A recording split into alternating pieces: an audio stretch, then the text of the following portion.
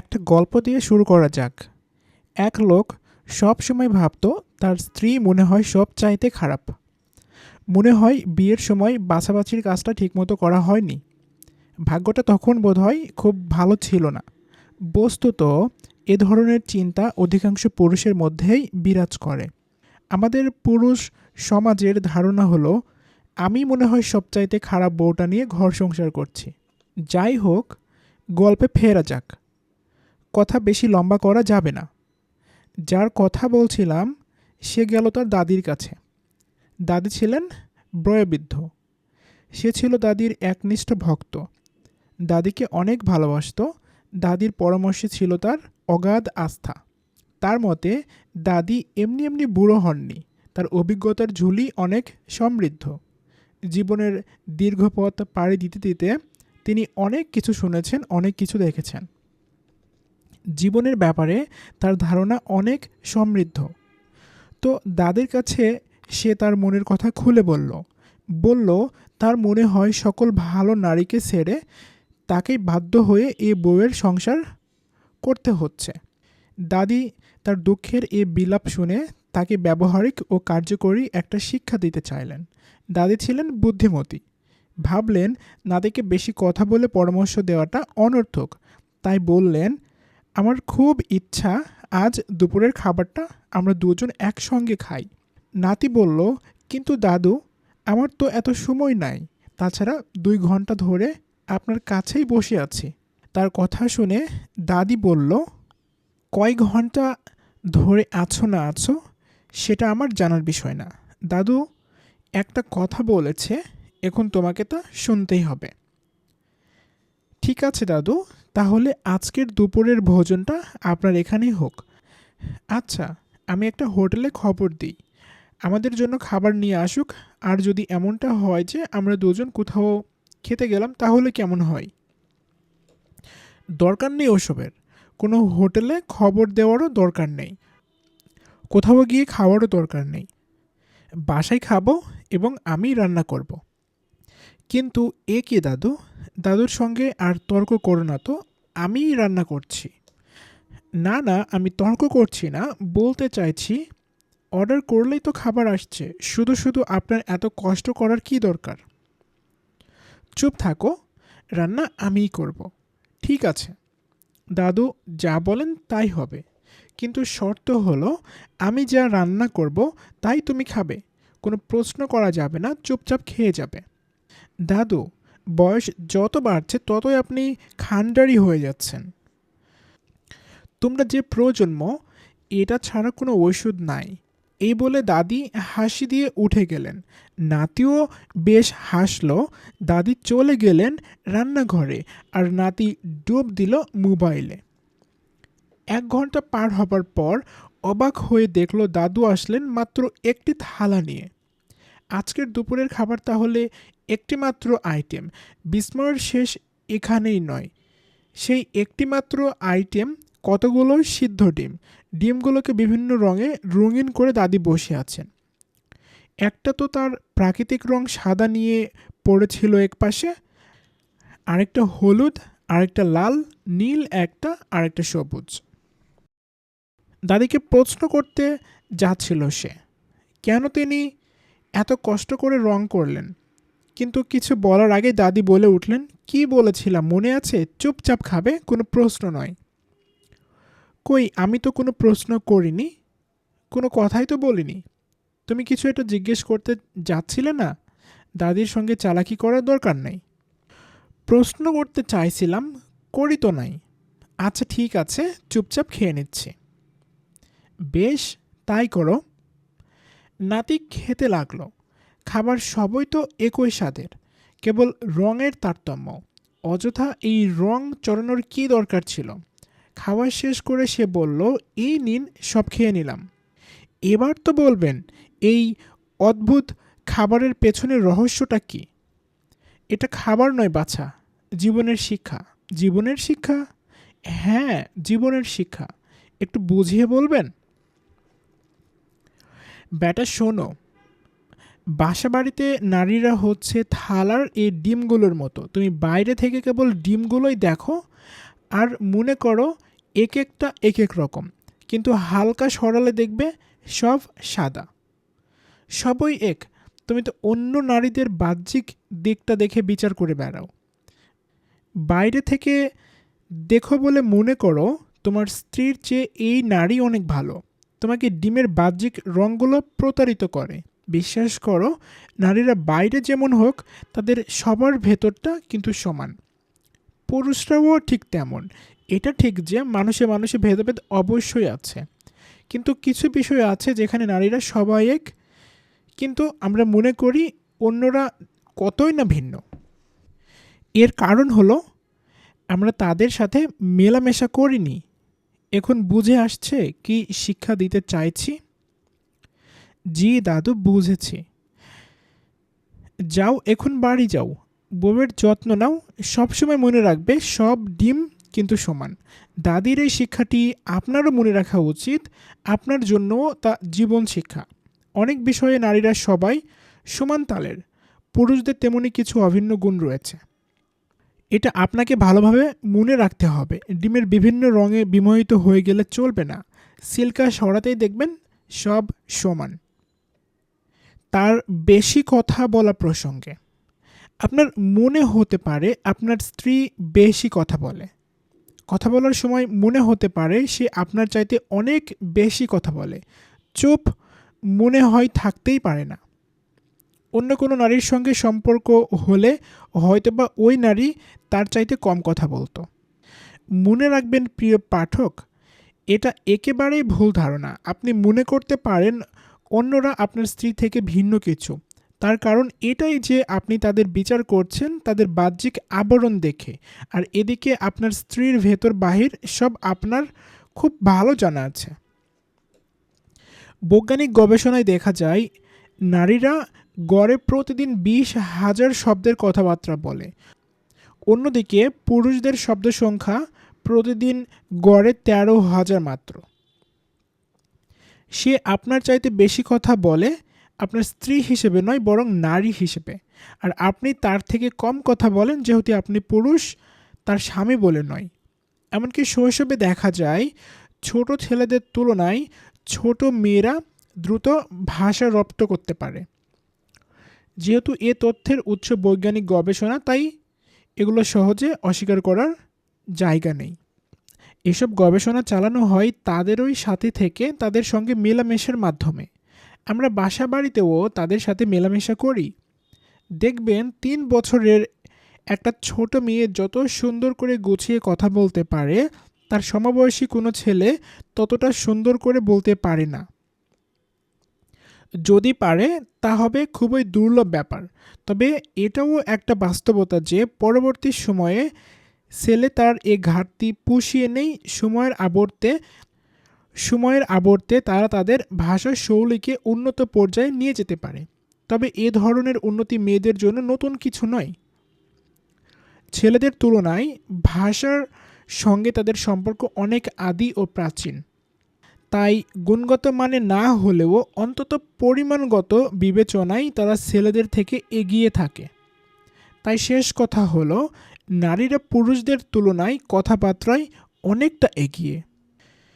কথার মাঝে ফোড়ন কেটে আপনি হয়তো বলতে পারেন, অনেক পুরুষকে তো দেখা যায় মেয়েদের চাইতে বেশি কথা বলতে।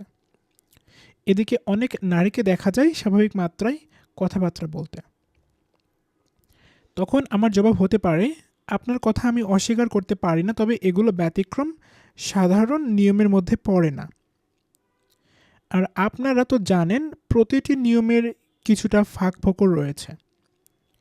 এই সামান্য ফাঁকফোকর দিয়ে তো আর আপনি পুরো আইনটা বাতিল করে দিতে পারবেন না। সাধারণ নীতি হলো পুরুষদের তুলনায় নারীরা কথা বেশি বলে। এই সূত্র আপনার স্ত্রীর জন্যই যে কেবল প্রযোজ্য তা কিন্তু নয়, এটা সব নারীর ক্ষেত্রে প্রযোজ্য। এটা মাথায় রেখেই আপনাকে তার সাথে সংসার করতে হবে। সংসার জীবনের এটাই স্বাভাবিক প্রপঞ্চ। এটা মেনে নিলেই হবে। এ গ্রহের স্বাভাবিক নিয়মনীতি পাল্টে ফেলা আপনার দায়িত্ব নয়, এতটুক বুঝলেই হবে। তার অতিরিক্ত ভাবাবেগ প্রসঙ্গে, আপনার মনে হতে পারে আপনার স্ত্রীর আবেগ অনুভূতি অন্যদের তুলনায় একটু বেশি। আপনার সঙ্গে সামান্য ঝগড়া হলেই কেঁদে কেটে অস্থির। ছেলে মেয়ে যদি পরীক্ষায় প্রত্যাশিত নম্বর না পায়, তাতেও তার কান্নাকাটির শেষ নাই। একটা উপন্যাস পড়তে গেলেও কান্না। দেখা গেল কোনো কারণ ছাড়াই হয়তো কাঁদছে। আপনি হয়তো একটু খতিয়ে দেখতে চাইলেন কান্নাটার কারণ কি। দেখা গেল কারণটা খুবই স্বাভাবিক এবং হাস্যকর। এটার জন্য এত এত প্রতিক্রিয়া ব্যক্ত করার কোনো মানেই হয় না। আপনি ত্যক্ত বিরক্ত হয়ে ভাবতে লাগলেন, অন্য কোনো নারী যদি আপনার স্ত্রী হতো তাহলে নিশ্চয়ই এই ঘ্যানঘ্যানামি সহ্য করতে হতো না, এতটা অশান্তির পরিবেশও সৃষ্টি হতো না।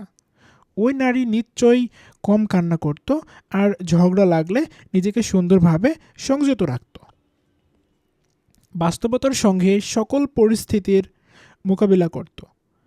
আর উপন্যাস পড়ার সময় বুঝতে পারত এ তো নিছক একটা উপন্যাস। চলুন দাদির শিক্ষায় ফিরে যাই। আপনার মাথায় এসব চিন্তা ঘুরপাক খায় যেহেতু আপনি তার সঙ্গে মেলামেশা করেছেন। তার স্বাদ আহ্লাদ সবই আপনার জানা হয়ে গেছে। আর অন্যদের ব্যাপারে এত সুধারণার কারণ হলো আপনি তাদের উপরের রংটা শুধু দেখেছেন।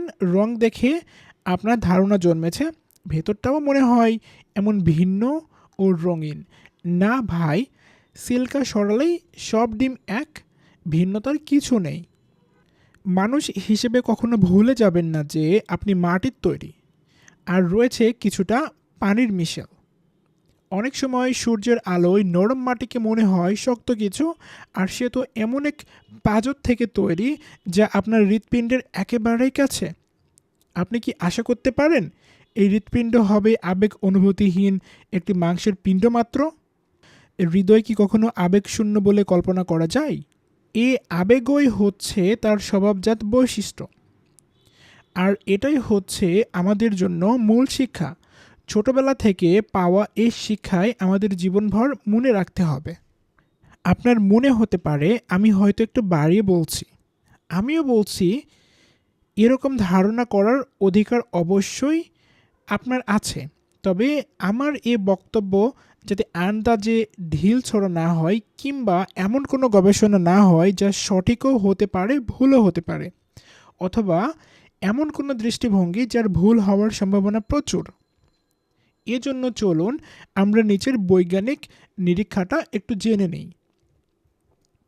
একজন নারী বছরে গড়ে ৩৬ থেকে ৪৬ বার কান্নাকাটি করে। পক্ষান্তরে একজন পুরুষ মাত্র ৬ থেকে ৭ বার। তার মানে একজন নারী বছরে কম করে কাঁদলেও পুরুষের থেকে অনেক বেশি কাঁদে। আমরা যখন দেখি খেলায় আমাদের দল হেরে গেছে, তখন তো আমরা আর হাউমাউ করে কাঁদি না। ছেলেমেয়ে পরীক্ষায় নম্বর কম পেলেও আমরা তা করতে যাই না। রান্না করতে গিয়ে খাবার পুড়ে গেলেও না, গাড়িতে আঁচড় লাগলেও না, কর্মক্ষেত্রে কলিগের সঙ্গে ঝগড়া হলেও না। কাঁদি না যখন জানতে পারি গরম ইস্ত্রি কাপড়ের উপর রেখে চলে এসেছি আমরা হলাম। কাঁদি না যখন জানতে পারি গরম ইস্ত্রি কাপড়ের উপর রেখে চলে এসেছে। আমরা হলাম সেই মাটি যে মাটি শক্ত হয়ে পাথর তৈরি হয়, পাথর থেকে দালান কোঠা, রাস্তাঘাট ও সেতু। আর তাদের সৃষ্টি আমাদের হৃদয়ের কাছের কোনো হাড় থেকে। আর এই হৃৎপিণ্ডে যদি পাথরের মতো কোনো কিছু জমাট বাঁধে, তাহলে বিপদটা কল্পনা করতে পারেন। আবার হয়তো আপত্তি জানিয়ে বলতে পারেন, সামান্যতেই কেঁদে দেয় এমন পুরুষও তো দেখা যায়। আবার অনেক নারীও তো দেখা যায় যারা নিজেদের অশ্রু সংযত রাখতে পারে। তাদের অনেককে কেউ কাঁদতেও দেখে না। আমিও আবার বলবো, আপনার কথা বিলকুল ঠিক, কিন্তু এ তো ব্যতিক্রম। ব্যতিক্রমকে আপনি সাধারণ নিয়ম বানিয়ে ফেলতে পারেন না। এটা দিয়ে আস্ত একটা আইনকে বাতিল করে দিতে পারেন না। মূলনীতি হচ্ছে নারীদের কান্নার মাত্রা পুরুষদের তুলনায় বেশি। আর এটা আপনার স্ত্রীর একক বৈশিষ্ট্য নয়, সব নারীর বৈশিষ্ট্য। এটাকে বালা মুসিবত নয়, বরং বাস্তবতা হিসেবে মেনে নিয়ে সংসার করুন। প্রাকৃতিক নিয়মকে পাল্টাতে যাবেন না, কেননা তা সম্ভব নয়। এই বাস্তবতা বোঝা এবং মেনে নেওয়াটা আপনার জন্য কল্যাণকর। জামাকাপড় বাছতে গিয়ে তার খুঁতখুঁতে ভাব। যখন আপনারা বাইরে বেড়াতে যাবার প্রস্তুতি নিতে যান, তখন হয়তো দেখেন কাপড় বাছতে গিয়ে আপনার স্ত্রীর ভাবসাব ভীষণ খুঁতখুঁতে। আর কোথাও বেড়াতে গেলে তো কথাই নেই। এজন্য আপনি বিরক্ত হতে পারেন। আর একটু কড়া করে যদি বলি, আপনি আসলেই মহা বিরক্তি বোধ করেন। যাক, একটু সান্ত্বনা দেওয়ার প্রয়োজন আছে। মনে রাখবেন, এক্ষেত্রে আমরা সবাই কিন্তু এমনই। সবাই মহা বিরক্ত হয়ে অপেক্ষায়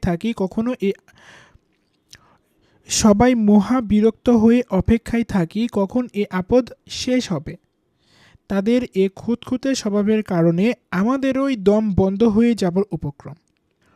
আমাদের বিশ্বাস, এই তো এক ধরনের সময়ের অপব্যয়। আপনার মতো আমাদের স্বভাবেরও অসহায় অবস্থা। কিভাবে এ অবস্থা থেকে উতরে উঠতে পারি তা আমাদের কারোরই জানা নেই। আমাদের বিরক্তি আর তাদের খুঁতখুঁতে স্বভাবের মধ্যে কিভাবে সমন্বয় করা যায় সেটাও আমাদের অজানা। 1. তার দরকার, আরও বড় সম্ভার অল্পতে তার সারে না। 2. পড়তে গেলে কোনো কাপড়ই যেন তার চোখে পড়ে না। বাইরে বেরোবার সময় সে কাপড়ের পুরো একটা ভাণ্ডার তন্ন তন্ন করে খোঁজে, কিন্তু শেষ মুহূর্তে পরার মতো কিছু পায় না। এটা আপনার স্ত্রীর একার সমস্যা নয়, মনে রাখবেন বন্ধুবর, এটা সব বউয়ের অভিন্ন সমস্যা। যদি নারীদের গড় আয়ু হয় 60 বছর, তাহলে দেখা যাবে তার মধ্যে 1 বছর চলে গেছে শুধু জামা কাপড় বাছতে।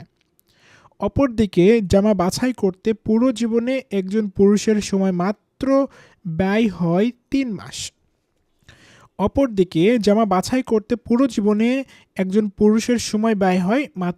মাস। এই পরিসংখ্যান বলে দিচ্ছে, পুরুষ আর নারীতে আকাশ পাতাল তফাৎ। এর কারণ এই নয় যে নারীরা পরিপাটি হয়ে চলতে ভালোবাসে আর পুরুষরা এ বিষয়ে খুব একটা মাথা ঘামায় না। বাস্তবে যে কোনো পুরুষও চায় একটু পরিপাটি হয়ে চলাফেরা করতে। পার্থক্যের মূল কারণ হলো তারা অন্যদের মতামতকে আমাদের চাইতে বেশি গুরুত্ব দেয়। ধরুন, আপনি কোনো আত্মীয়ের বিয়ের অনুষ্ঠানে সুন্দর একটা পোশাক পরে গেলেন। তারপর আরেকটি এমন দাওয়াত এলো 3-4 মাস পর। তখনও আপনার সেই আগের পোশাক পরে যেতে কোনো সমস্যা হবে না।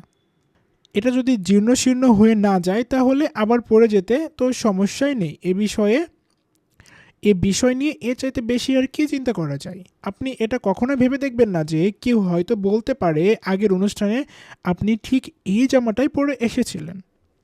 এবার দেখা যাক ঠিক এর বিপরীতে নারীরা কি করতে পারে।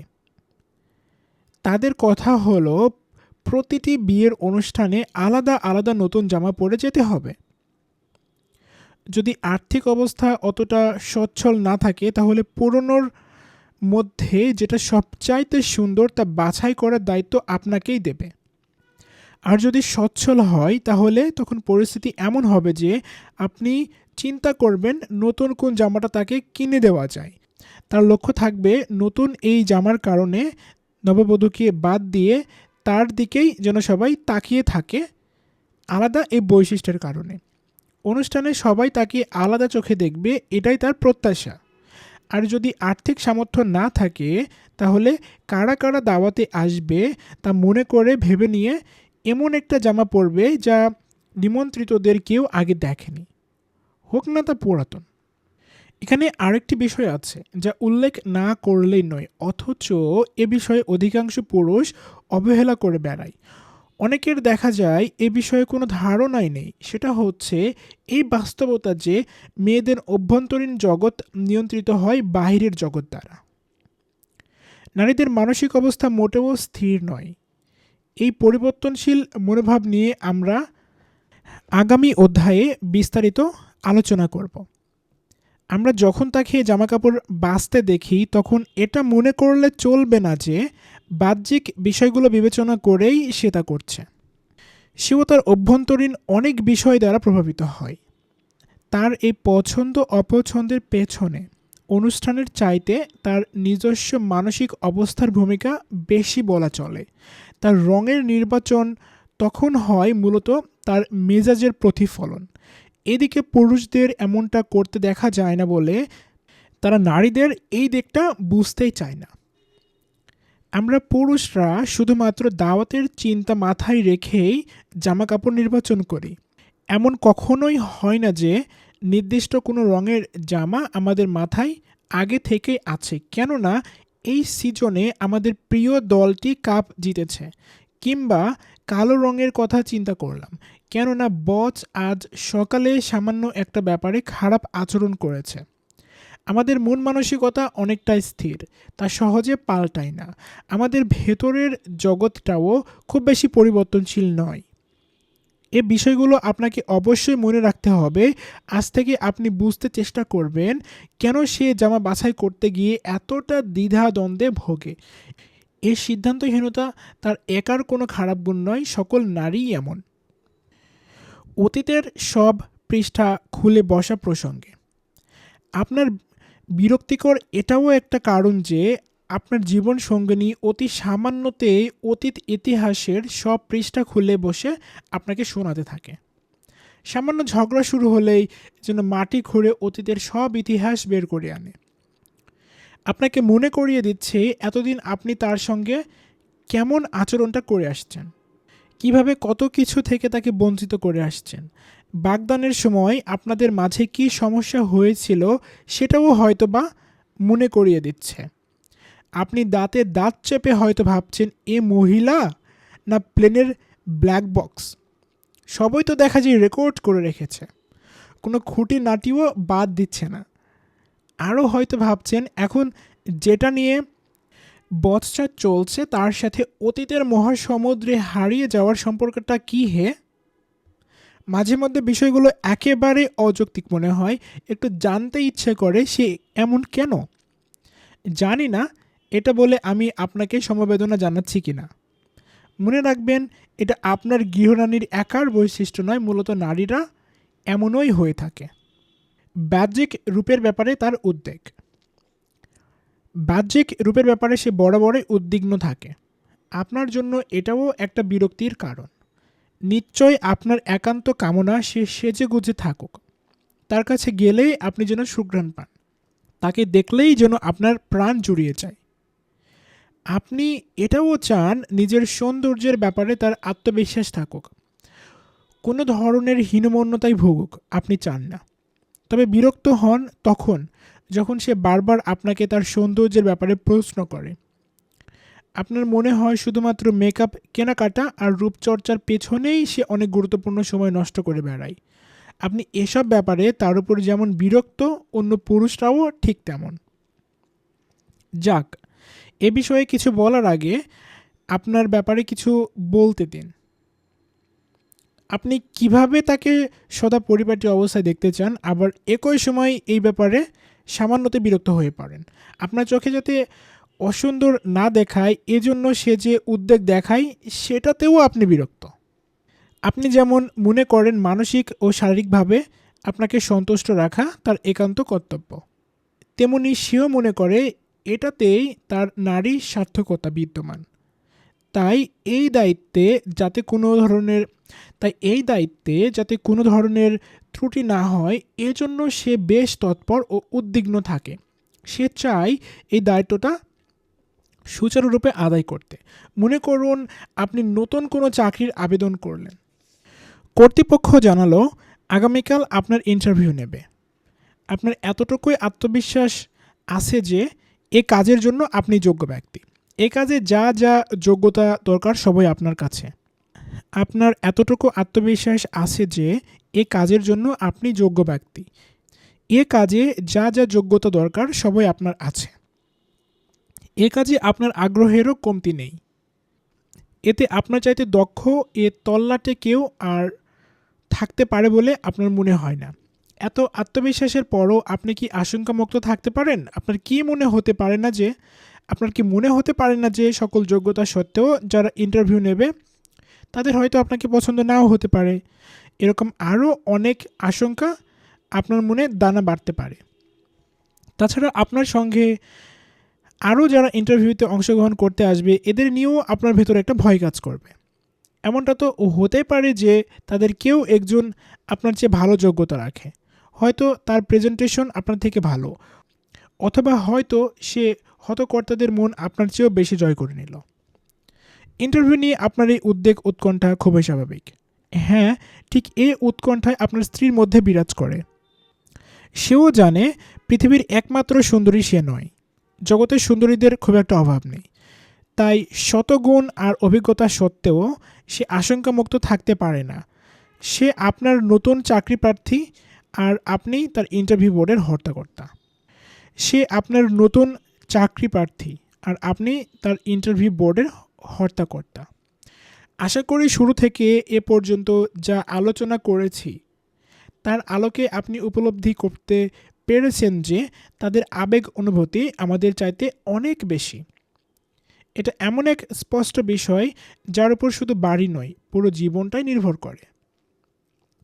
এই বাস্তব উপলব্ধি থেকে আমি আপনার জন্য আরেকটি সূত্র বের করে দিতে পারি। এই সূত্রের আলোকে আপনার বুঝে আসবে কেন তারা সুযোগ পেলে ব্ল্যাক বক্সের মতো অতীতের সব ঘটনা তুলে ধরে, বাদ যায় না একটা সামান্য বর্ণনাও। নারীর আবেগজনিত স্মৃতি পুরুষের চেয়ে অনেক প্রখর। এর বিপরীত অর্থ হলো যে সকল ঘটনার সঙ্গে আবেগের কোনো সম্পর্ক নাই সে সকল ঘটনা খুব সহজেই ভুলে যায়। সে সহজে ভুলে যায় গতকাল একটি জিনিস কোথায় রেখেছিল। কিন্তু হাসি কিংবা কান্নার যে কোনো ঘটনা যা অনেক বছর আগে ঘটে গেছে সেটা তার খুব ভালো মনে আছে। এর কারণ হলো কোনো একটা জিনিস নির্দিষ্ট কোনো স্থানে রাখাটা স্বাভাবিক ব্যাপার। এর সঙ্গে রুটিনের সম্পর্ক, আবেগের সাথে তার কোনো সম্পর্ক নেই, তাই এটা তার আবেগ অনুভূতিকে সাড়া দিতে পারে না। কিন্তু খুশির হোক কিংবা দুঃখের এ ধরনের আবেগজনিত ঘটনা তার খুব ভালো মনে থাকে। এটা এজন্য না যে তা খুব গুরুত্ববহ ঘটনা, কোনোভাবেই ভোলা যায় না, বরং এ আনন্দ কিংবা বেদনার ঘটনা তার মনকে খুব ভালোভাবে নাড়া দেয়। তার জন্য এটা স্বাভাবিক কোনো ঘটনা না। সে যখন আপনাকে ঝগড়ার ঘটনার আদ্যপান্ত মনে করিয়ে দেয় তখন এটা বলে না যে সে যা দেখে তাই ব্ল্যাক বক্সের মতো রেকর্ড করে রাখে। কোনো কিছুই সে ভোলে না, বরং বলবে ব্যাপারটা আমাকে এতটাই নাড়া দিয়েছে আমি কোনোদিন ভুলতে পারবো না। তবে বিষয়টা যতটুকু জটিল মনে হচ্ছে ততটা জটিল নয়। তেমনি আনন্দের বিষয়গুলোও তার মন থেকে মুছে যায় না। তবে হয়তো আপনি লক্ষ্য করবেন আপনাদের সুখের ও সাফল্যের দিনগুলো নিয়ে সে খুব বেশি একটা কথা বলে না। এক্ষেত্রে দোষ কেবল তার একার না, বরং মানুষ মাত্রই আমরা অতীতের আনন্দের চেয়ে বেদনার ঘটনাগুলো বেশি মনে রাখি। বিষয়টি আরও স্পষ্টভাবে বুঝতে বিধবাদের বিষয়ে চিন্তা করে দেখা যেতে পারে। লক্ষ্য করবেন বিধবা নারী প্রয়াত স্বামীর ভালোটাই বেশি চর্চা করে। স্বামী জীবিত থাকতে হয়তো এই নারী তার কোনো প্রশংসা করতো না। মূলত সে এ সুন্দর স্মৃতি রোমন্থনের মাধ্যমে যতটুকু অতীতকে স্মরণ করতে চায় তার চেয়ে বেশি চায় ভালো সময়গুলোকে আবার একটু অনুভব করতে, ভুলে যেতে চায় অতীতের সব কিছু যা নেতিবাচক। তাই আপনি একথা কখনো বলতে পারেন না যে মন্দ ছাড়া ভালো কোনো কথাই নারীর মনে থাকে না।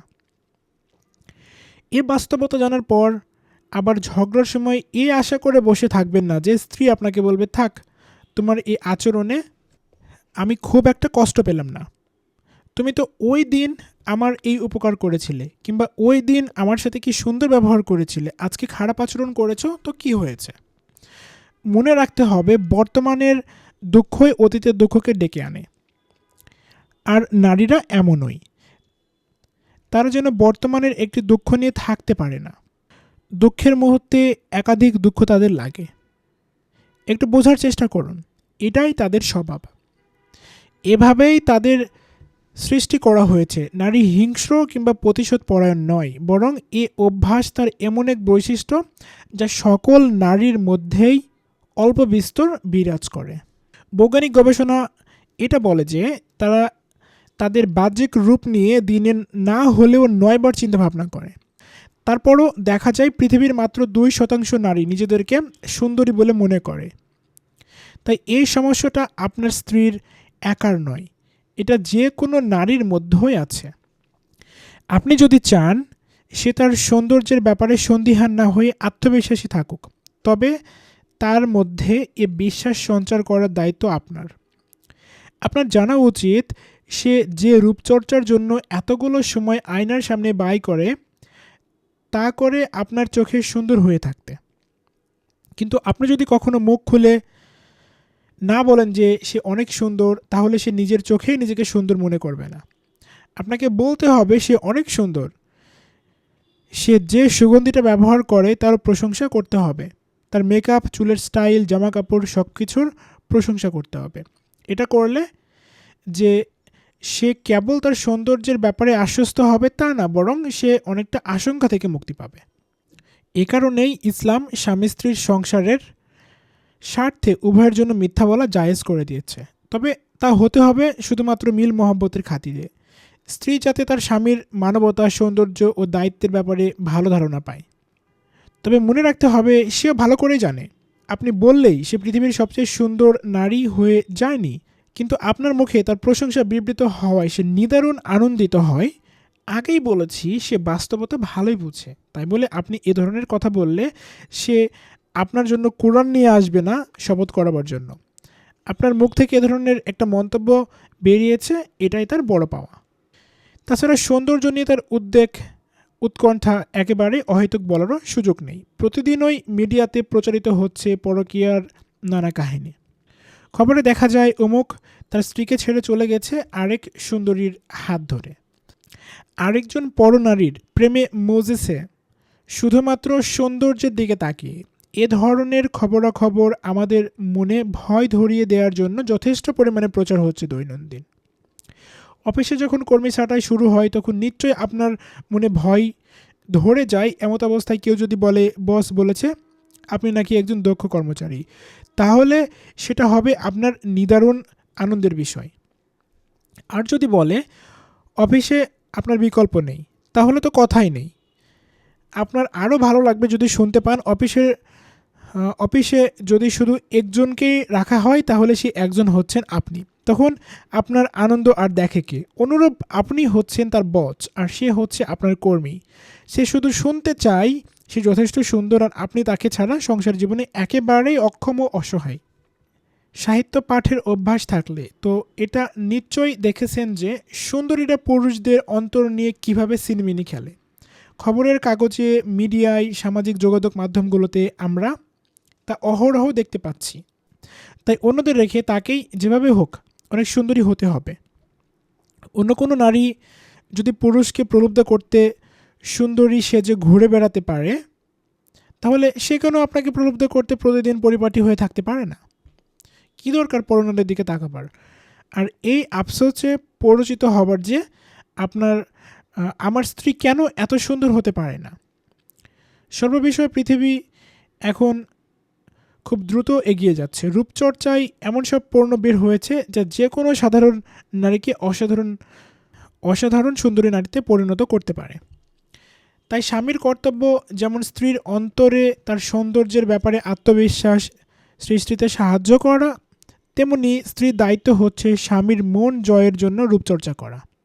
অনেকেই বলেন বাস্তব জগতে স্ত্রীকে দুটির যে কোনো একটি বেছে নিতে হবে, হয়তো তাকে হতে হবে আদর্শ এক গৃহিণী, নতুবা হতে হবে রূপচর্চার ব্যস্ত কোনো মডেল। উভয়টা একসাথে হওয়া অসম্ভব। কিন্তু কথাটা খুব যুক্তিযুক্ত নয়, কারণ সংসার গোছানোর পাশাপাশি পরিমিত মাত্রায় রূপচর্চা ও সাজগোজ অনায়াসে করতে পারেন একজন নারী। তাছাড়া সময় এখন পাল্টেছে, জীবনমাত্রার মান অনেক উন্নত হয়েছে, বেড়েছে মানুষের চাহিদাও। একজন স্ত্রীর পক্ষে তার স্বামীকে সন্তুষ্ট রাখা অনেক জরুরি একটি ব্যাপারে তাকে সবসময় স্মার্ট ও পরিপাটি হয়ে থাকা প্রয়োজন। তাই সাংসারিক সকল ব্যস্ততার মধ্যেও রূপচর্চার জন্য তার আলাদা সময় বের করতে হবে। এতে জীবন সংসারে স্বামীটি যেমন উৎসাহ পাবে তেমনি স্ত্রীর প্রতিও সে সন্তুষ্ট ও আকর্ষিত থাকবে। আমি যখন ছোট ছিলাম তখন আমার মরহুম দাদু আমাকে মন ভুলানোর জন্য একটা গল্প বলেছিলেন। বড় হবার পর এখন বুঝি গল্পটা শুধু মন ভোলানোর জন্য তিনি বলেননি, এটা এমন এক জীবন শিক্ষা যা প্রতিটি নারীর জানা উচিত। হয়তোবা বাস্তবে এমন কিছু ঘটেনি, তবে জনপ্রিয় লোকজ গল্পগুলো এমনই হয়ে থাকে। আমরা দাদি নানিদের মুখে এমন গল্প শুনেই বড় হয়েছি, তবে এই গল্পগুলো ছিল মানুষের বাস্তব জীবনের প্রতিফলন। আমাদের জীবনযাত্রা তো এই গল্পগুলোর মতোই, একটু এদিক সেদিক হতেই পারে। তো দাদু সেই গল্পে বলেছিলেন, দুজন লোক পাশাপাশি থাকতো, তাদের মধ্যে ছিল বেশ বন্ধুত্ব। একদিন অভাবের তাড়নায় তারা সিদ্ধান্ত নিল এলাকা ছেড়ে অন্য কোথাও চলে যাবে রুটি রুজির সন্ধানে। একদিন সত্যি সত্যি তারা বউ সংসার ফেলে বিদেশে চলে গেল। বিদেশে গিয়ে যখন রুটি রোজগার শুরু করলো, দুজনই যার যার বউয়ের কাছে টাকা পাঠাতে লাগলো। দুই বউয়ের একজন রূপচর্চা করত, স্বামীর অপেক্ষায় থেকে জামা কাপড় আর সুগন্ধি কিনত। অন্যজন বাড়ির সীমানা বাড়াতো, আসবাবপত্র পরিবর্তন করত, কিন্তু নিজের কোনো যত্ন নিত না। একই বছর দুই বন্ধু দেশে ফিরল। একজন তার স্ত্রীকে সুন্দরী অবস্থায় পেয়ে বেশ খুশি হলো। স্ত্রী যখন তার খরচের হিসাব দিতে গেল, সে খুশি মনে বলল, তোমার জন্য সব অর্থকড়ি কোরবান। আরেকজন তার স্ত্রীকে নোংরা অবস্থায় দেখে বিরক্ত হয়ে গেল। গায়ে না কোনো সুগন্ধির ঘ্রাণ, না কোনো ভালো জামা। তবে যখন ঘরবাড়ি দেখলো, তখন সে সব কিছু বেশ খুঁটিয়ে খুঁটিয়ে দেখতে লাগলো। এমন সময় তার বেশ থুতু এলো, কিন্তু পরিপাটি বাসায় থুতু ফেলার কোনো জায়গা খুঁজে পাচ্ছিল না। স্ত্রী তার এই হাবভাব দেখে জিজ্ঞেস করলো, কি হলো তোমার? স্বামী বলল, বাড়ির সব কিছুই খুব সুন্দর, মুখে থুতু জমেছে। বাড়ির সৌন্দর্য নষ্ট হবার ভয়ে কোথাও ফেলতে পারছি না, তবে বাড়ির একমাত্র বিশ্রী জিনিস হচ্ছে তোমার মুখ। আমরা আগেই বলেছি, হয়তোবা গল্পটা একেবারে বানানো, আর যদি বাস্তবে ঘটেও থাকে, তবে স্বামী যে রুক্ষ আচরণটা করেছে তা অবশ্যই সমর্থনযোগ্য না। তবে আমরা উভয় স্ত্রীর অবস্থাটা একটু যদি পর্যালোচনা করি, তাহলে আমাদের মানতে হবে এটা ছিল সেই লোকটার স্বাভাবিক প্রতিক্রিয়া। তাই দুনিয়ার যত্ন নিতে গিয়ে নিজেকে ভুলে গেলে চলবে না।